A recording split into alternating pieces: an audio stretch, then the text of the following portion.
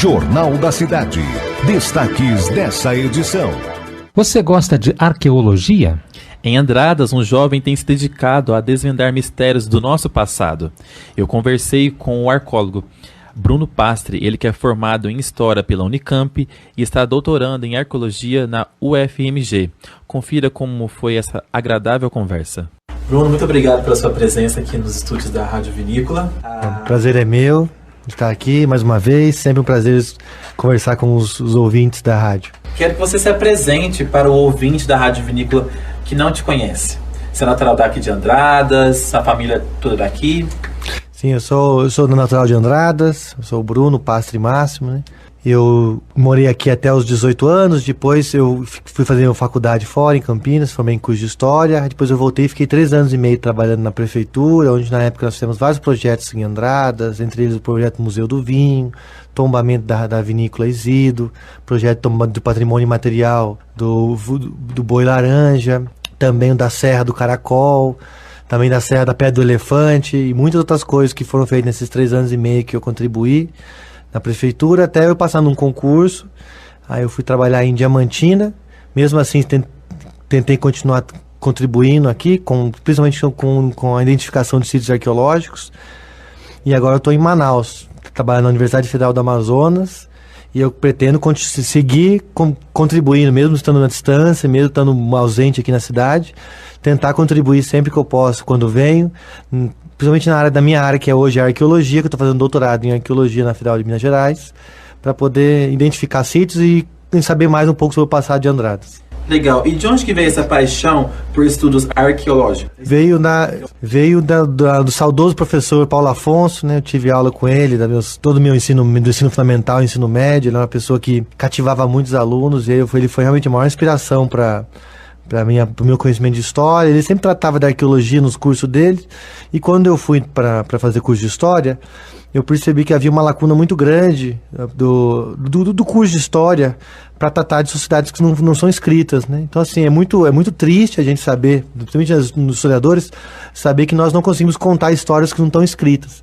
Até porque quem até pouco tempo, né, até os anos 50, principalmente do Brasil, quem escrevia documentos eram, obviamente, homens brancos, letrados, né? Poucas mulheres escreviam e ainda pobres, quase ninguém, né? A população brasileira majoritariamente é analfabeto.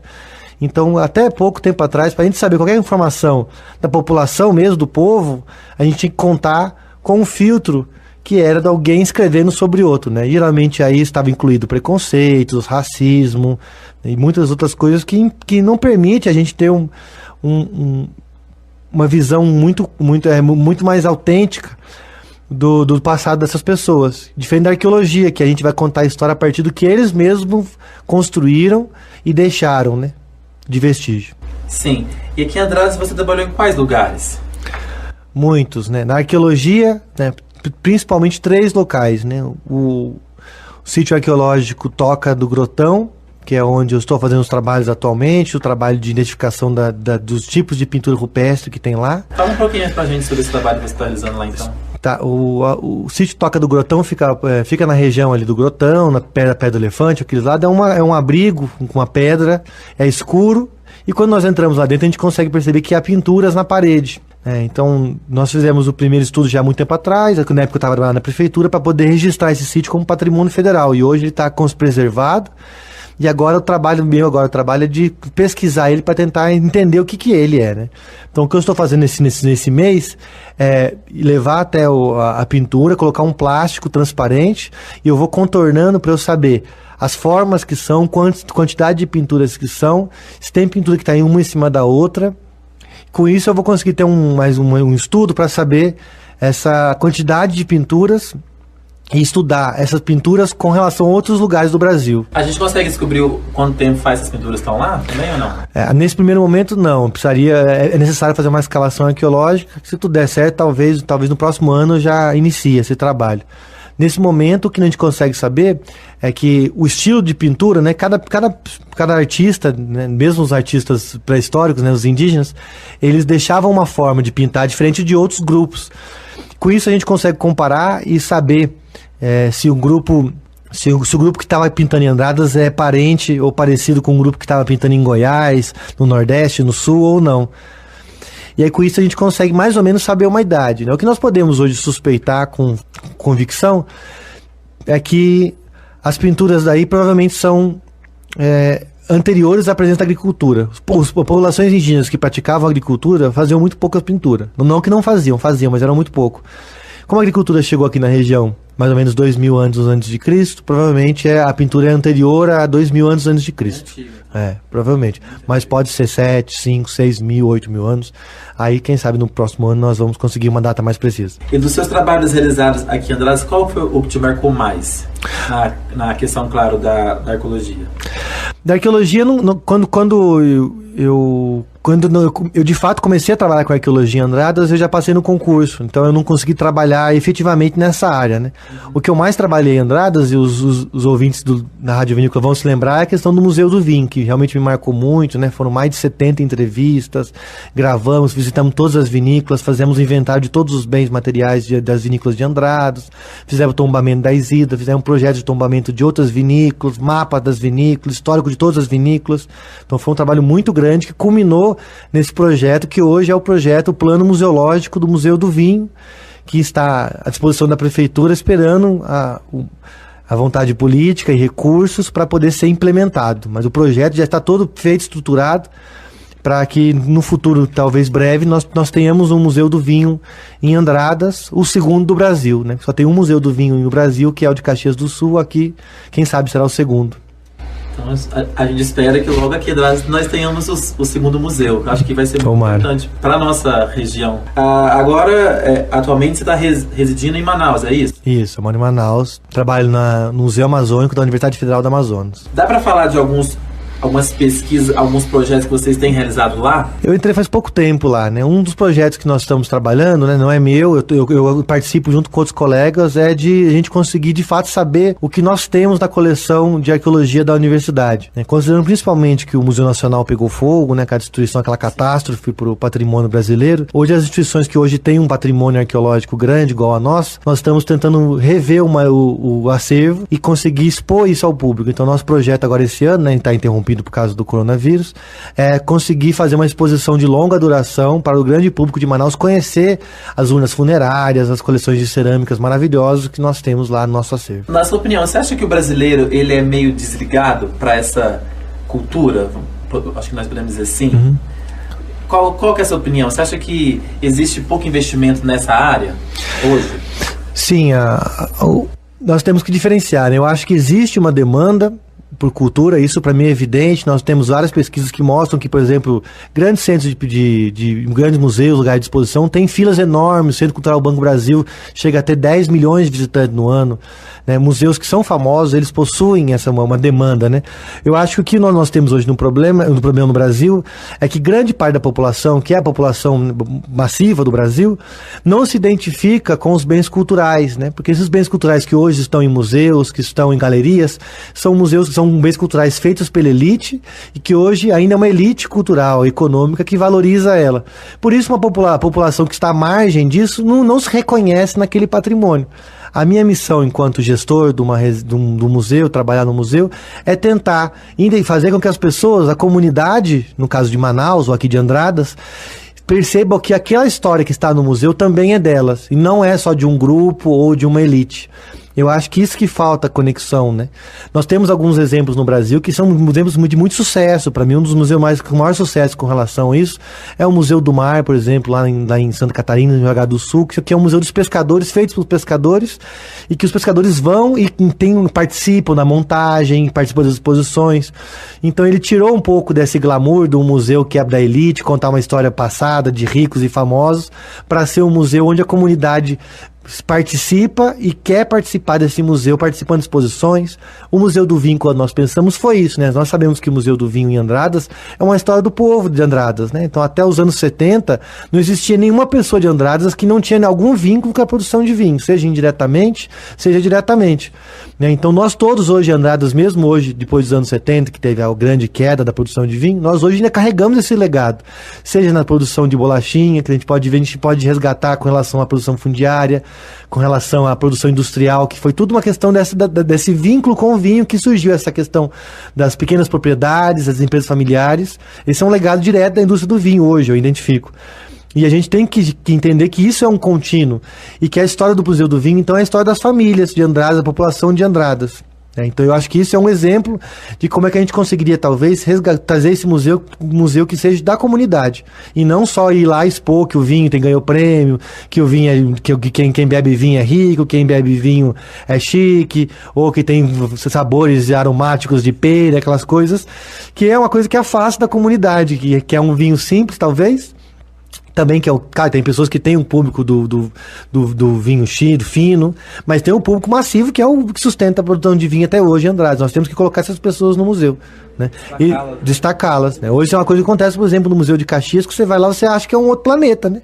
Você vai ao museu que só tem vinhos finos, cabernet, aquelas coisas, e você vê que a realidade de Caxias não necessariamente está lá.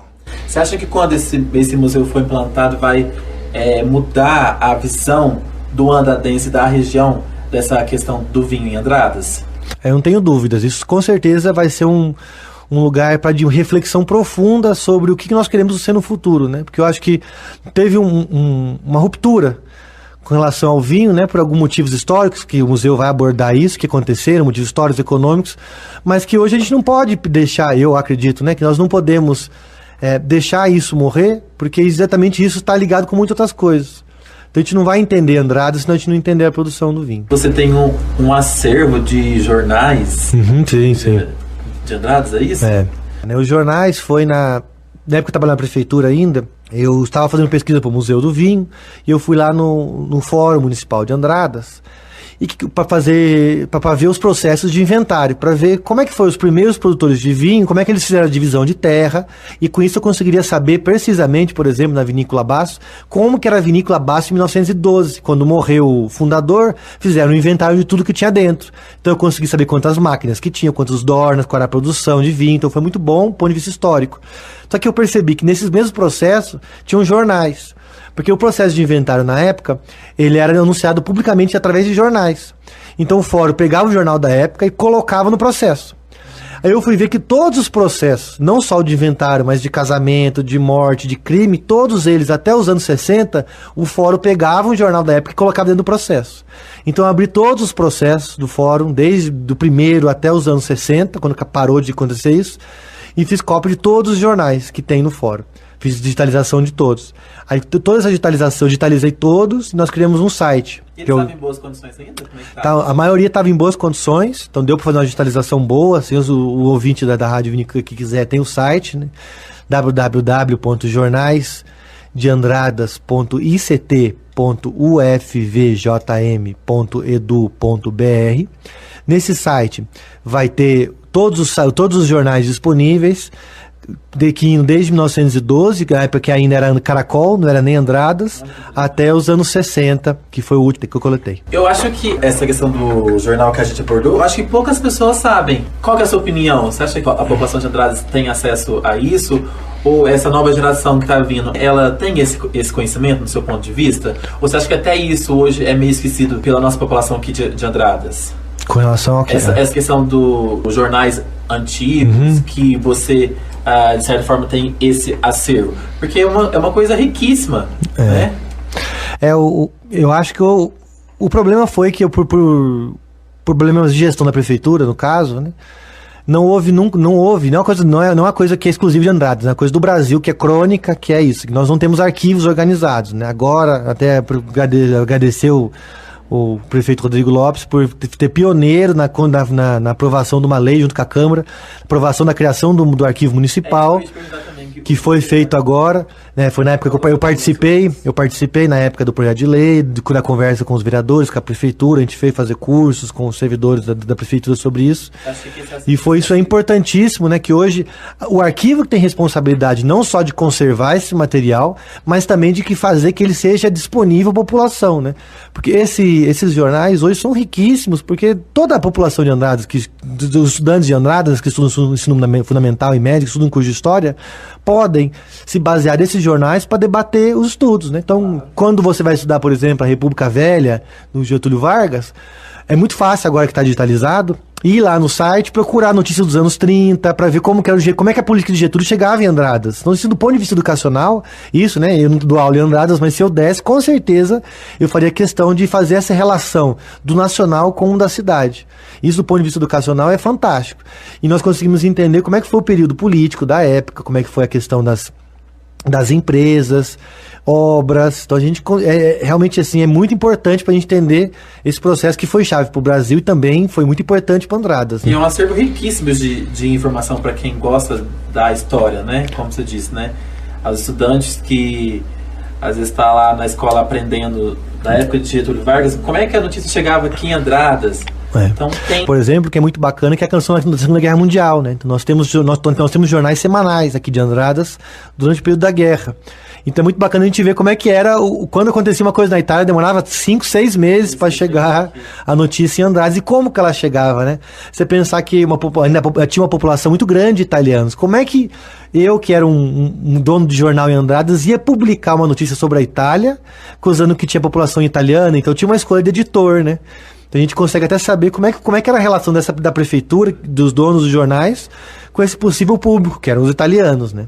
Tá. Os italianos estavam em guerra contra o Brasil, então é uma coisa que é interessante a gente ver. E é uma coisa muito rara, né? Então, assim, nós temos nos arquivos, no Arquivo Nacional, na Biblioteca Nacional, temos esses jornais digitalizados, mas jornais do interior, assim, são raros que estão online agora, como aqui em Andradas. Então, vai ser fonte de pesquisa não só para os pesquisadores de Andradas, mas para o Brasil. Fala mais pra gente sobre um pouquinho sobre esses arquivos agora que vão ser digitalizados. Qual vai ser o ganho de Andradas com esse projeto? O arquivo municipal, né? Não sou da prefeitura, né? Então, quando eu participei do processo, né?